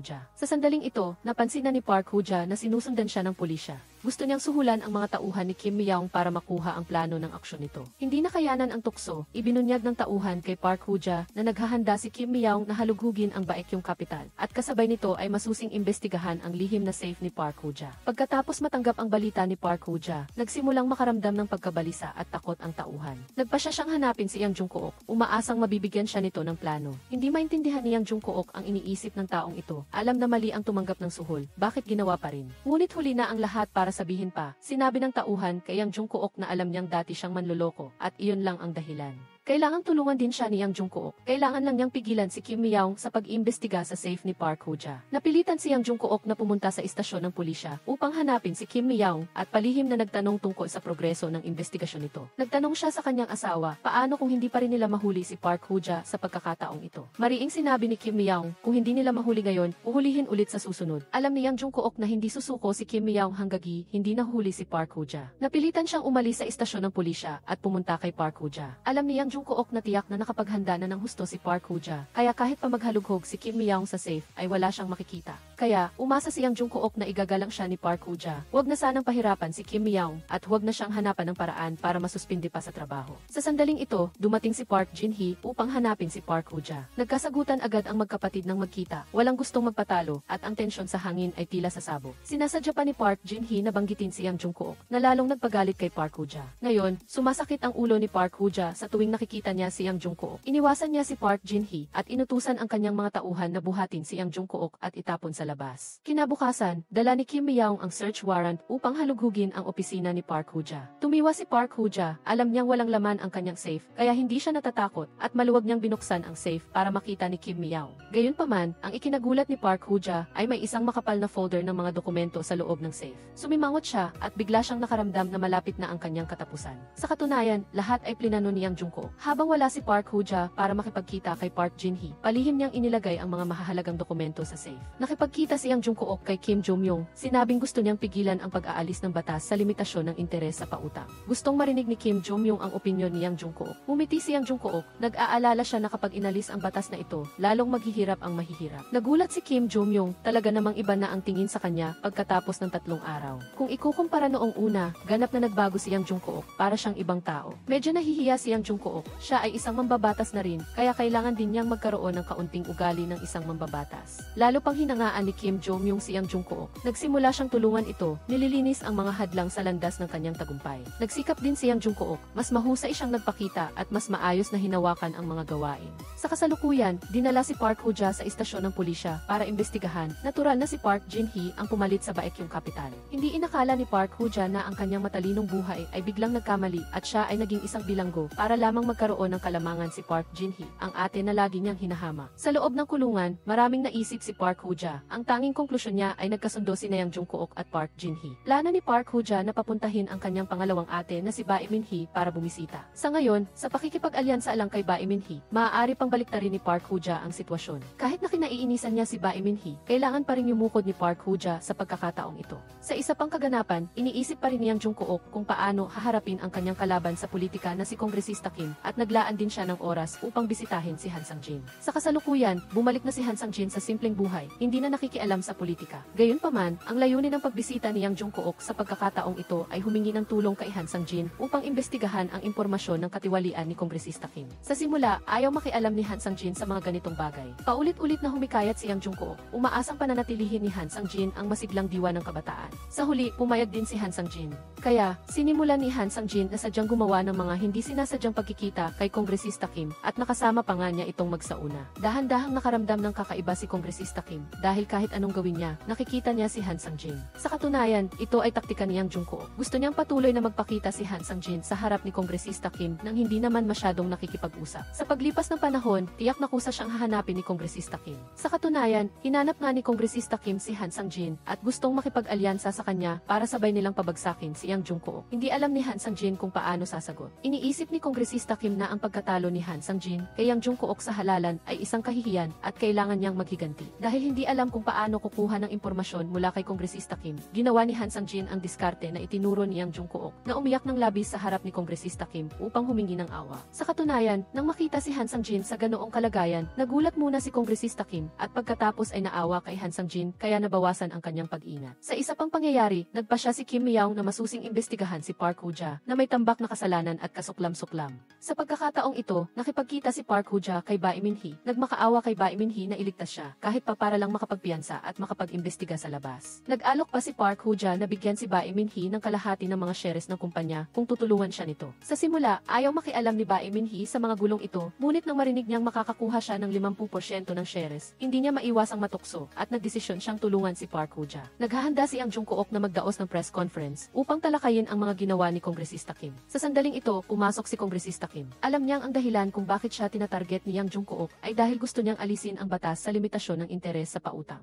Sinabi ni Kongresista Kim kay Yang Jungkook na kahit may mga bagay na mali, hindi lang iyon responsibilidad niya. Kung sadyang makikipagsagupaan si Yang Jungkook, malamang na pareho silang matalo sa huli. Si Kongresista Kim ay isang tuso. Alam niyang may magandang relasyon si Kim Jo-myung kay Yang Jungkook. Ang pagkakaroon kay Kim Jo-myung ay nangangahulugan din ng pagkakaroon kay Yang Jungkook. Kaya, ginamit ni Kongresista Kim ang ebidensya ng pagtanggap ng suhol ni Kim Jo-myung upang takutin na piliting tumigil si Yang Jungkook. Nagmamadali si Yang Jungkook na makipagkita kay Kim Jo-myung upang beripikahin. Medyo nagalit siya kung sinabi lang sana sa kanya ni Kim Jo-myung ng mas maaga. Malayong nakapaghanda na sana siya, hindi sana siya mapipigilan ni Kongresista Kim. Ipinahayag ni Yang Jungkook na mananatili siyang magdaraos ng press conference at ayos lang kahit maapektuhan si Kim Jo-myung. Naramdaman ni Kim Jo-myung na pinagtatraidor siya ni Yang Jungkook. Lalo pa niyang kinamuhian si Kongresista Kim dahil kung hindi dahil kay Kongresista Kim na nagpapahirap, hindi sana siya magbabago ng isip kay Yang Jungkook. Ginamit ni Kongresista Kim ang pagkakataong ito para hikayatin si Kim Jo-myung na ilantad ang lahat ng nakaraan ni Yang Jungkook at nag-alinlangan si Kim Jo-myung.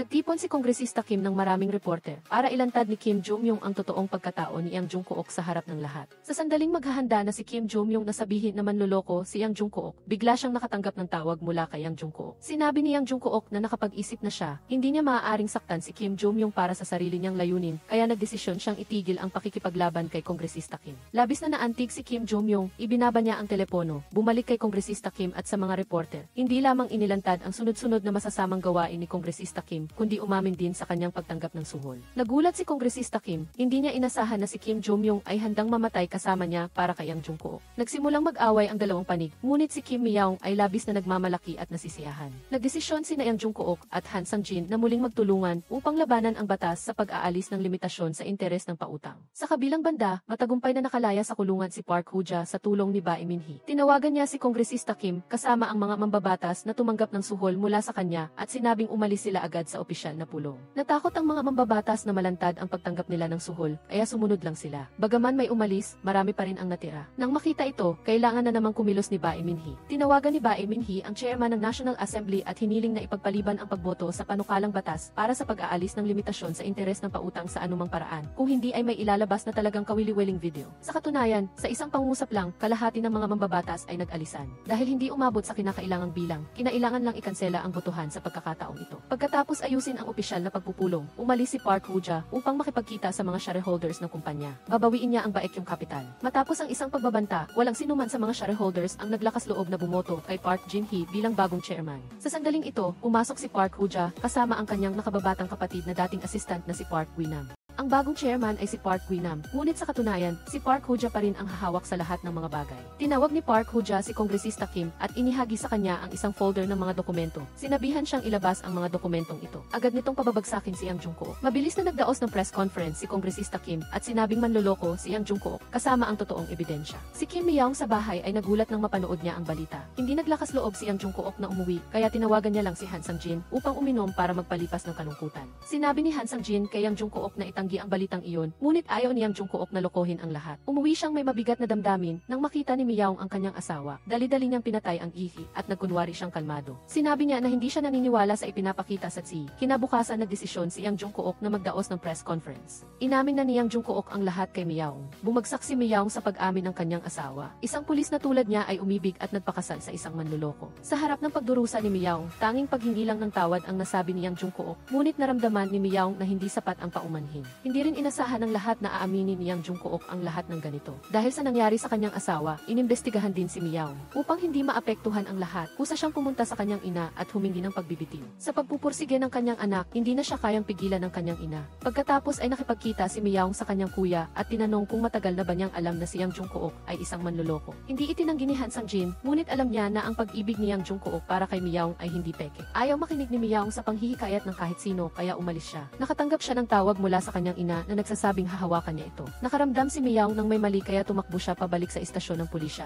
ngunit huli na. Nagdaos ang kanyang ina ng press conference at sinabing hindi alam ng kanyang anak na ang kanyang asawa ay isang manloloko, ngunit alam niya na ito. Walang kinalaman si Myung sa insidente. Ang lahat ng responsibilidad ay papasanin niya at ngayon ay humihingi siya ng pagbibitiw upang magsisi at magbago. Pagkatapos ay hinanap ni Myung si Yang Jung-kook. Gusto niyang makipag-usap ng pribado. Pumunta silang dalawa sa bar kung saan nag-propose si Yang Jung-kook kay Myung, ngunit ang kapaligiran sa pagkakataong ito ay lubhang naiba. Humingi ng libu-libong tawad si Yang Jung-kook sa panloloko kay Myung. Kung gusto niyang makipagdiborsyo ay papayag din siya, ngunit hindi. Sinabi ni Myung na ipagpaliban muna ang diborsyo. Pumunta siya roon dahil gusto niyang tulungan siya sa paghuli kay Park Woo-ja dahil sa kanya nagbitiw ang kanyang ina. Siya mismo ang huli sa kanila at maghahagi sa kanila sa kulungan. Gusto ni Yang Jung-kook na i-freeze ang daloy ng pera ni Park Woo-ja, ngunit naniniwala si Myung na imposible iyon dahil ang isang loan shark ay hindi maaaring magkaroon lamang ng isang bank account. Ang gusto ni Yang Jung-kook na malaman ay hindi maitatago ng sinuman. Sa katunayan, unti-unting na-freeze ang bawat bank account ni Park Woo-ja. Nang matanggap ni Park Woo-ja ang balita, labis siyang nagalit. Tinawagan ni Myung si Yang Jung-kook at ipinaalam na na-freeze na niya ang lahat ng account ni Park Woo-ja. Kinabukasan, naganap muli ang opisyal na pagpupulong, ngunit pareho pa rin ang resulta. Sunod-sunod na umalis ang mga mambabatas. Hindi rin nagpatalo si Park Woo-ja sa kabilang panig. Kahit anong mangyari, kailangan niyang makakuha ng 1 bilyon para tustusan ang mga mambabatas na bumoto para sa panukalang batas para sa pag-aalis ng limitasyon sa interes ng pautang. Dumating na ang araw ng labanan. Ngayong araw ay magpapatuloy ang opisyal na pagpupulong kasabay ng pagboto sa kaso ng panloloko ni Yang Jung-kook. Pumasok na ang mga mambabatas sa voting booth at abala rin si Park Woo-ja sa pangangalap ng pera. Mayroon ng resulta ng botohan, pinagtibay ng Kongreso ang desisyon na arestuhin si Yang Jung-kook. Susunod na ang pagboto sa panukalang batas sa pag-aalis ng limitasyon sa interes ng pautang. Nakakalap na ni Park Woo-ja ang 1 bilyon at nagsimula na siyang umalis upang ibigay ito sa mga mambabatas. Matapos matanggap ng mga mambabatas ang pera, labis silang natuwa at dumating na rin ang hinihintay ni Yang Jung-kook. Mabilis na ipinatupad ni Myung ang operasyon sa pag-aresto sa mga mambabatas na tumanggap ng suhol. Natigilan ng mga mambabatas nang makita si Myung. Hindi sila makatanggi dahil ang pera ay nasa trunk ng kotse. Mabilis na kumalat ang balita tungkol sa mga mambabatas na tumanggap ng suhol at labis na nag-alala ang paksyon ni Park Woo-ja. Agad na sumugod si Myung sa baekyong kapital upang arestuhin si Park Woo-ja. Sa huli, hindi na ipasa ang panukalang batas para sa pag-aalis ng limitasyon sa interes ng pautang. Lumipas ang panahon, pinayagan si Yang Jung-kook na magpiyansa. Ganap na rin siyang pinatawad ni Myung.